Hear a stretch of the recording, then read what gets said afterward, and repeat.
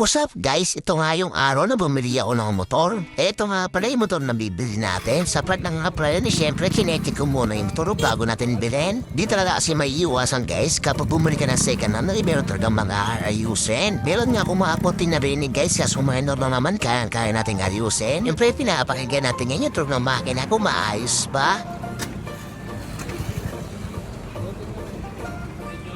Sinubukan ko ang padyaan guys, dumudulas yung padyakan isa sa mga ayusin natin. Siyempre kapag bibili ka ng mga second hand na motor guys, na hindi mo pwedeng testingin yan.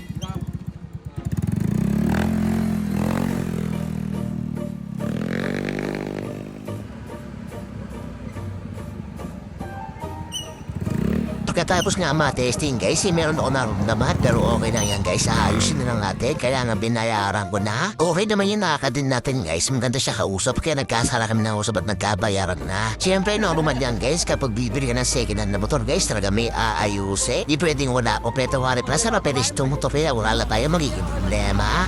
Kinabukasan niya, hindi na ako napakuli guys, sinayos ko agad yung mga dapat ayusin sa motor na ito. Mga simple maintenance na naman guys, yung mga ginawa natin dito. Pati nga pala yung mga bola, ipinito ko na ng mga bago, mga flyball. Nilagyan ko na rin ng grasya, mga bearing ng bell. Tapos ninilis natin ng hangin guys, mga pandidid. Pati nga pala yung mga pera niyan guys, pinag-ayos ko na rin. Mga simple pag-ayos nga lang yan guys, para pag binenta natin ito ay matino na. Siyempre guys, para sa ibang hindi naman mahilig mga likot na motor guys, ay mahirap yan. Bago natin ito ibenta guys, itry ng ayusin natin para di naman problema yung mga kabili. Pati nga pala yung mga gulong at pera niyan guys, pinag-ayos ko na rin. Ito na kasing pre ng dating gulong, di na pwede kalbong-kalbo na. Mali harap at likod nga pala ng gulong guys, inaayos natin yan. Pati nga pala kickstop naman yan guys, inaayos naman natin. Pento ko ng mga gear yung pinaka-starter para maayos. Hindi ko na ma-video guys, natapos tayo magawa na loobat kasi ako.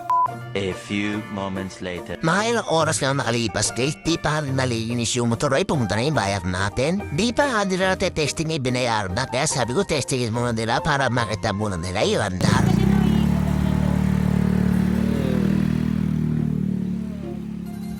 Totoo lang guys, hindi ko pa inaayos itong motor to ay pinunta na nila at gusto na nilang bilhin. Sabi ko wag muna, ayusin ko muna ng konti bago nila kunin. Para di magka-problema guys, para kahit papano idadamitin na lang nila. Isang sanitized customer na naman. Salamat ko today's video. Ingat! Alright.